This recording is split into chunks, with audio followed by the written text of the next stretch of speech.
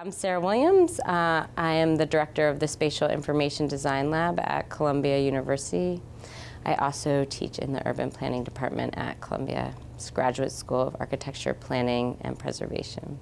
Our lab focuses on the use of data to understand place, but specifically using spatial data to kind of understand invisible systems, I would say, or kind of things that you might not see otherwise. I guess my background is in geography, landscape architecture, and planning. And I've always been really interested in the intersection between media and place.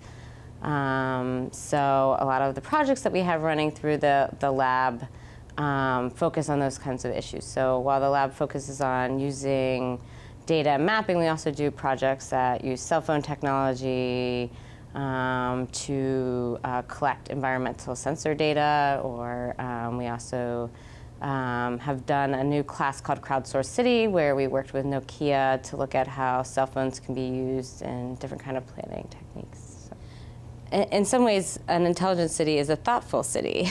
And I know that seems kind of abstract or common sense, but I don't think a lot of cities operate in that way. I think the biggest challenge, this is my biggest thing about data in the city, is using data correctly, ethically. I think that there's been a new data enthusiasm. We have tons of data that we're collecting about our cities, more than ever before.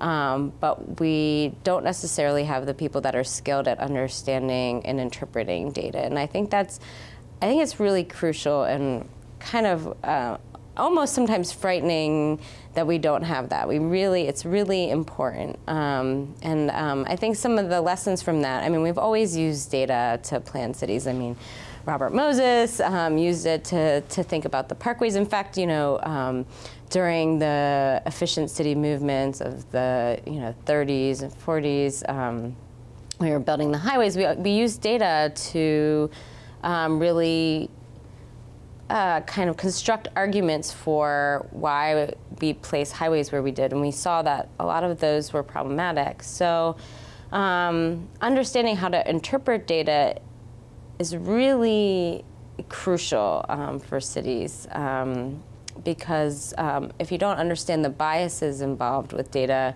you can make decisions that you think are very smart, but turn out to be missing a key crucial element to it. And I think we have a lot of really interesting data about our cities, that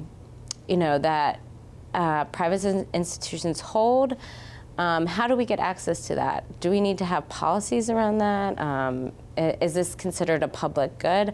I think this is something that we haven't really discussed in a forum, in any kind of forum, other than thinking about privacy issues, which, I mean, is crucial, probably first step. But if we think about using cell phone data to understand how populations move, we can really make better transportation planning, or we can think about emergency response. But I think it really comes back to using information to think about the long-term goals about place, and having, I think, the type of leaders and planners that can understand that vision, because you can have all the technology in place, but if you don't have the types of people who know how to use it, how to implement it, you don't have all the pieces that you need to have in play.